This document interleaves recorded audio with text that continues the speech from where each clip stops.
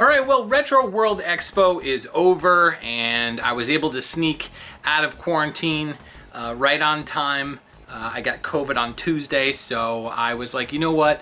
Sunday is my 5th day. I'm able to leave the house with a mask on. Let me go out and go spend some time with some friends. Go check out the con, and I am so glad that I did. I really needed that. I needed a day of just chilling and looking at games, and I am making this video to show you what I got. And I got a lot of really cool stuff and didn't really pay that much, so yeah, let's get right into it. A lot of books, a lot of games, a lot of neat stuff that I haven't seen before, or like I got some stuff for like prices that you wouldn't believe. And I'll tell you some cool stories too. So yeah, let's get right into it. So first and foremost, I have been looking for a box for this game for ages. This is for Ninja Turtles 2, the arcade game, and I finally got a box for it. Now, don't worry, the sticker price is high. I have had the game itself for the longest time, along with the manual. So I'm finally completing the trilogy. This was the only one for the Ninja Turtles for the original NES games that I'm finally going to complete right now, right in front of you. So I found this, and they were asking for $75 for it, which I was like, that seems low. And I was like, huh, why? Well, the box is not in great shape. Like, it's kind of meh. It's got character to it, let's just say that. It's got character. It does have the styrofoam on the inside, which is always a nice perk. It's always nice to see the styrofoam in there. But yeah, it's got that cardboard smell to it, and it does not have the personal pan pizza coupon. I'm still looking for that, unfortunately. One of these days I'll find it. I don't know, hopefully. But to me, box manual game, that's as complete as I can get for me personally. So yeah, the story goes like this. He's asking $75 for it, and I'm like, I hate asking this at cons, but I was like, would you split it? Like, would you give me just the box? And he was like, yeah, sure. I was like, oh, okay. He's like, yeah, I've been kicking that copy around for a while, so yeah, I'll sell you just the box. And so he sold me the box for $25, which is a good deal, in my opinion, especially based on the condition. It's got a little tear right here, but you really can't see it with a box protector. So let's go ahead and complete it. Oh, I'm so excited.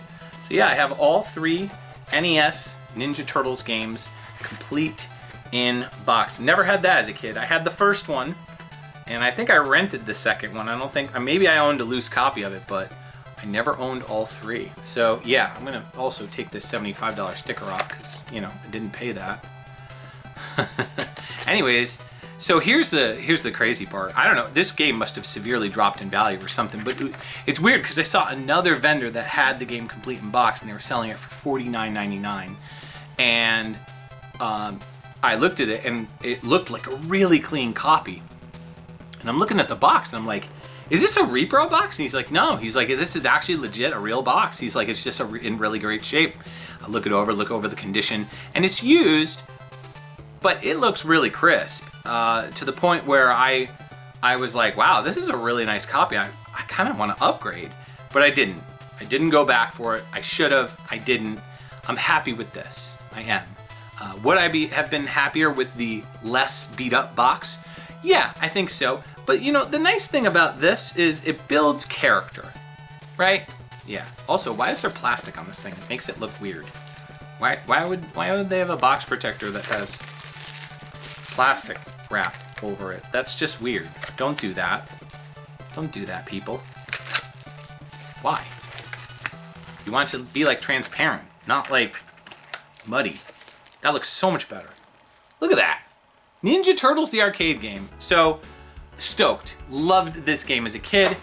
Finally have a complete in-box copy. Yeah, I could have done the whole thing on eBay where like I sell this copy complete for, I don't know, like it's crazy because I saw another vendor that was selling the same thing, almost as good of condition as that one, the $40+ one. And I mean, I would have opened it. I bring security bits and everything whenever I buy a game. So if it's a legit game that I'm buying that's kind of pricey, I'll open it up.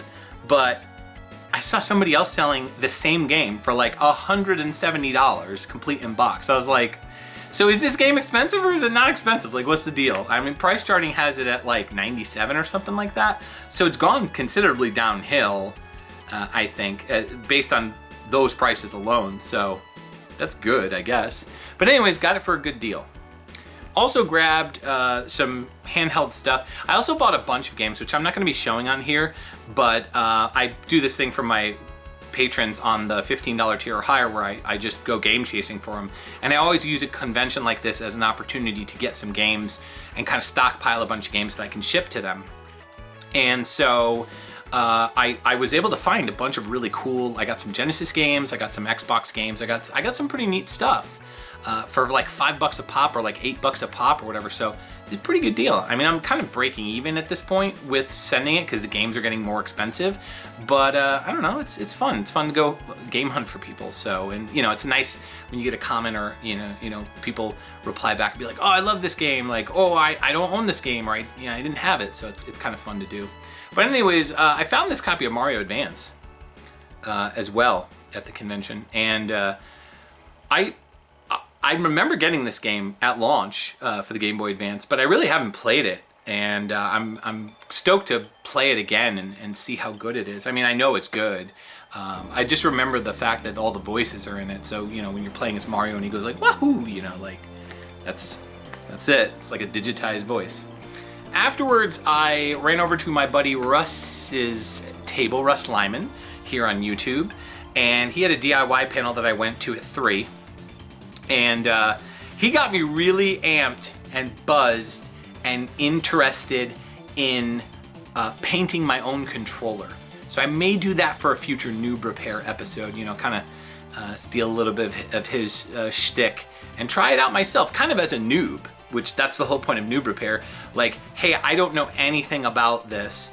He kind of taught me a little bit. He told me like what to get to do it the right way so that you could do it. But I ended up picking this up from him for $10. It's an inlay for a Super Castlevania 4 inlay.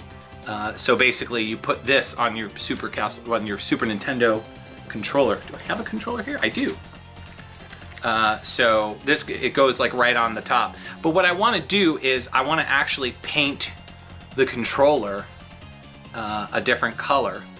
And I'm not sure how to go about doing it, and I mean, I'm gonna block out the Super Nintendo part on the top there, but I think that'd be really cool to like paint Zelda. Hi. I think that'd be really cool to like paint a controller. I'm thinking like for that, you know, with the Super Castlevania 4, I'm thinking like darkish, like maybe a dark purple for the controller itself, and then getting replacement buttons for the controller, like some kind of replacement buttons that are different colors, and then just putting those in as well. And then obviously, you know, I'm thinking like red buttons. So like a dark purple and then red. I don't know, what do you guys think about that? Let me know down in the comments below what you think would be the best color combination for something like that. But I'm thinking about doing it myself just as a trial and being like, hey, I've got a couple extra Super NES controllers. Let me clean this one up and try it out. So let me know what you think. Afterwards, right next door to Russ's booth, I got to meet the voice actor who played Roy Campbell. I got him to sign, this is David Hayter's signature on the bottom here, but I got it, you know, Roy Campbell, the Colonel, got him to sign my Metal Gear manual for Metal Gear Solid. Had a really interesting chat with him about how they recorded Metal Gear Solid. And I asked him straight up, I was like, you know, I run a YouTube channel. I was like, would you be interested in like getting, you know, doing an interview? And he said, yeah. So I may or may not be interviewing him. So stay tuned for that. I don't know, it could be a couple months or whatever, because I'm really busy right now with other videos that I'm working on. But yeah, I thought that was pretty cool. I'm going to jump back to games in a little bit, but I'm actually going to go to some other cool stuff that I got. So, with Metal Gear in mind, I had seen this out of the corner of my eye and was like, what is this? I was at little vendor booth that had some books, and they had Metal Gear Solid, the novelization, and they were selling it for $10. And I was like, and it's in really great shape. I mean, it's like brand new, like you just bought it off the bookshelf. And I was like, I've never seen this before. Like, I didn't know this existed. And I'm wondering what the major differences are, if there are, because sometimes when you get a novelization of a video game, especially like the Resident Evil games, they have some really cool and interesting bits about the differences between the games. It's got a nice like embossed kind of font on the front here. The guy also had Metal Gear Solid 2, the novelization, but I was like, you know what, I just want the first one. That's my favorite. So I grabbed that. It was $10. He wouldn't really budge on the price, but that's fine. And I also grabbed, this is pretty cool. I don't know why, I kind of got out of Funko Pops for a while. I didn't own too many. I owned like Lara Croft and I think like a Richter Belmont one, or I'm sorry, not Richter, Trevor. I had a Trevor Belmont one. I found a Contra Lance Bean Funko a while back, and I grabbed it. It was $4. I was like, this is cool. You know, how often does Contra get figures? So I grabbed it, and that kind of started a craze where I was buying like Marvel Funkos, specifically X-Men, She-Hulk, Spider-Man 2099. I bought a couple, you know, I bought some Funkos, and they're on over by my comics area in my downstairs basement here. But this one I grabbed, I found Bill Reiser as well. So now I have Lance Bean and Bill Reiser. I don't keep them in the box. I take them out of the box and I put them on display, because you can just put them back in the box. Like I just put the boxes away, and you know, for safekeeping, and then I just, you know, display the figures the way they're meant to be displayed. I like the fact that they are able to be displayed like that, that you could just put them back in the box if you want to without damaging the box. So this one I got for $10 at a vendor. I thought this was really cool, and I'm glad to have it. I love Contra, so I thought it was a neat little thing. So it's over by my NES section. Speaking of NES, I'll do one more NES game. This is a repro of a Famicom game. I can't remember the name of the game itself. It's called like something, I can't remember. I'm not even going to try to attempt. But the game is called The Three-Eyed One. And this is a Natsume game. I believe it's developed by Natsume. At least most of the Natsume staff was on board for it. And this is a reproduction, but the thing is that the cart itself in Famicom is getting kind of pricey. It's like I think it's like a $60, $70 cart at this point. But the music is awesome. It's kind of a Mega Man clone in a way, but it's based on a manga by I think the same guy that did what's it called? Astro Boy.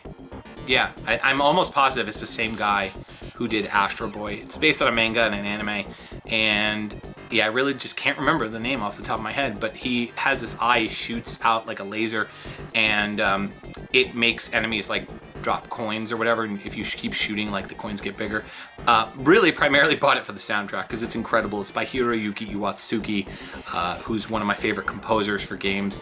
So yeah, really awesome soundtrack, and I'm stoked I bought it for $36. I mean, it's a repro, whatever, I know, but trying to get a Famicom card of it is pretty rough, and I believe it's English translated too. I got this from Guerrilla Games. They do great repros. I've bought a few of repros off of them, and the guy's really friendly, and he's also a VGM lover, so it's nice to talk to a fellow video game music fanatic. I was still walking around, and I found a booth that had some comics, and I generally don't buy comics when I'm at a game convention, but the ones in this, for whatever reason, caught my eye. The first is Cadillacs and Dinosaurs foil. This is based on Xenozoic Tales, also known as Cadillacs and Dinosaurs for the cartoon. They repurposed the name. They used the name for like a relaunch series. This is a mini series that they did. It's one of 3 comics in this series, and I love the green and gold foil on this. It's really nice. It was $6. I was not going to argue with that price. I thought it was great. And on top of that, I also got this one, Cadillacs and Dinosaurs 3D. It's a 3D comic in the sense that it's anaglyph. I've talked about this in my noob repair video. I did a whole video on Pulfric versus anaglyph in terms of 3D. And this comes with the 3D glasses. I opened it up, I checked it out, and it's basically you're reading a comic and the visuals are popping out at you. Of course, they're all in red and green. I'll have to maybe try it with a Pulfric lens because I have Pulfric glasses. So maybe I'll try it with Pulfric and see if there's any kind of a difference, if it looks different, if I can actually look at it without. I mean, there's no color in the comic. It's just red and blue lined, but it's really neat. Like, I'm gonna open this up real quick and show you because I was like, wow, that's dope. And I've never seen this before. Like, it's, you know, I know it's kind of not, I mean, it's retro, but it's not centric to it. But yeah, here's the comic, here's the glasses, which I may or may not remove because again, all they are just Pulfric lenses. But look at this art. And it like pops, it's gonna pop out at you as you read it. You know, if you don't read it with the lenses, you're gonna be like, wait, what does it say? I can't read it because it's all blurry. It looks weird and blurry. But yeah, the images are gonna like pop out when you read it. I've never seen 3D comics before. That's super cool. So for $4, I couldn't go wrong. Cadillacs and Dinosaurs is a cool property. I love the arcade game. So yeah. Moving on, I got some other random stuff, which I'll talk about next. I found a manual for Alice in Wonderland on the Game Boy Color, which is actually a pretty fun action game. We're playing as Alice, and it was $2. I thought that was a good buy. And then I also grabbed the Donkey Kong Country Tropical Freeze Strategy Guide as well, which I am just kind of a completionist when it comes to these Donkey Kong Country games, so I love to have the guides for them. I'm still on the hunt for returns, but yeah, it's cool.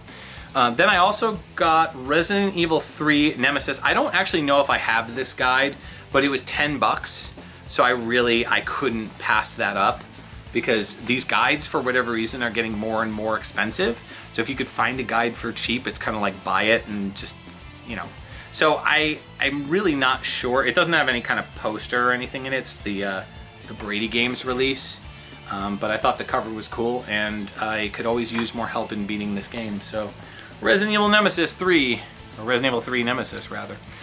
For guides, the only other thing I got was Prey, and it's brand new, sealed. I got it for $5. This was over at I got this at the booth for Retro Game Con, the one that is in Syracuse. So they have a booth and they usually sell some pretty good stuff. And $5 for this. I got a bunch of other games for $5 too, which are going to patrons. But yeah, really cool. This game is a lot of fun. I haven't beaten it, but Prey is really cool, the original Prey. Also going back to comics, I got a trade for Star Wars Princess Leia. I've never seen this before, and it looked cool. It was $5, and it looks to be like filling in the blanks after, you know, in between one of the Star Wars movies. I think this is supposed to take place like after the first Star Wars movie, like A New Hope. So I think that's cool. The art's great too. This I did not get at the con, but I just have to show it because nobody is talking about it online. Did you know there is a Final Fight comic? Yeah, it's brand new. It's by Udon, and the art is gorgeous in this. It's incredible. This wraparound cover is sick on this first issue, and I mean, look at that. That's so cool, and it looks so good. The art is fantastic on this issue. Look at that the back art. It's so cool. Wraparound cover. It's a limited series. It's one of, I think, 4, if I recall. One of 4 issues. And I actually went online because they had different variant covers, which all comics do.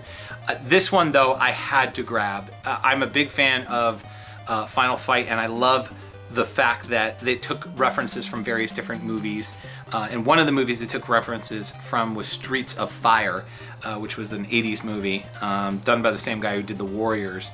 And they did this is the poster for Streets of Fire. This is what it looks like. And they did like what do you call it? Like a nod to, an homage to Final Fight with Streets of Fire. Rather, an homage to Streets of Fire with Final Fight characters, and it's got the Final Fight logo and everything, and it says a beat-em-up fable instead of a rock and roll fable. And then it says, tonight is when we fight to save love, not tonight is what it means to be love, or whatever the song is in the movie. If you haven't seen Streets of Fire, go watch it immediately. It's a fantastic, fun 80s movie. So the second to last thing that I got was a vinyl record, and I got it for free. This is R-Wing Odyssey, and Justin and I covered this on XVGM Radio. It was like episode 98, I think. And this is a progressive metal arrangement of the Star Fox 64 soundtrack. It's awesome.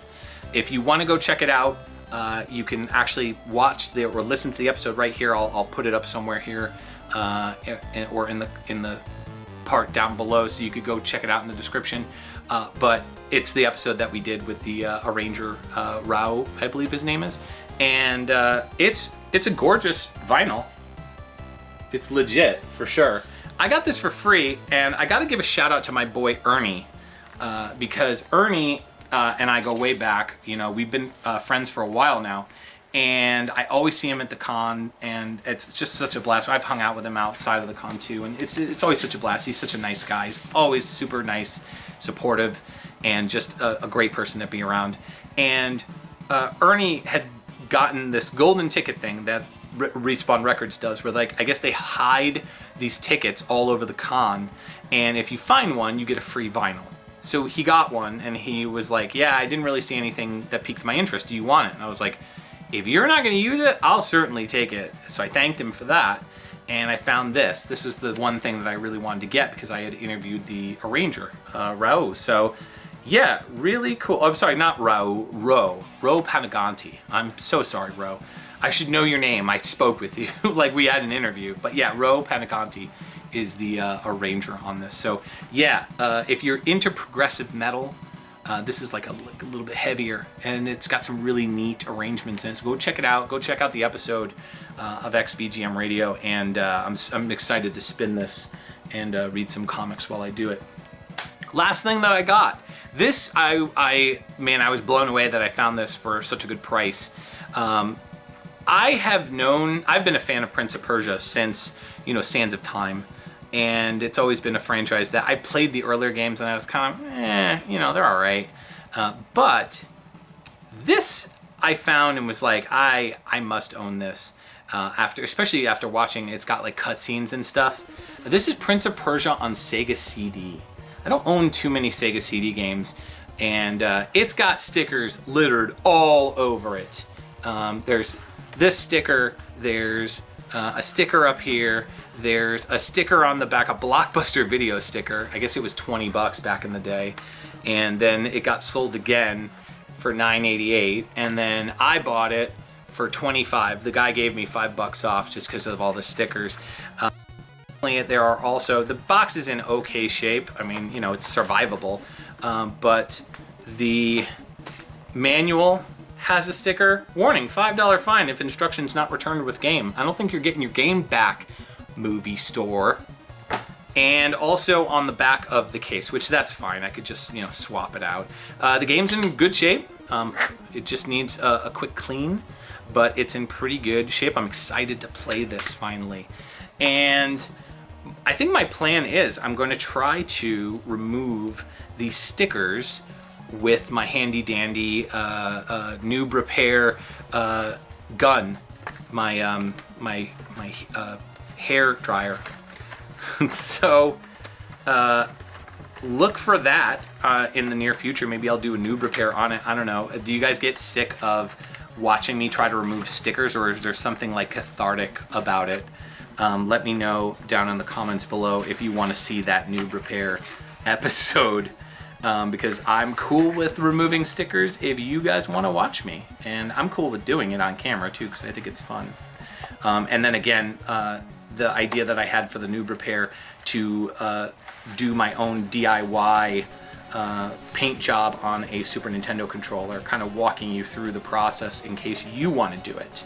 So I think those are 2 noob repair videos that I'm going to be doing in the near future. Anyways, that's it. That's all I got.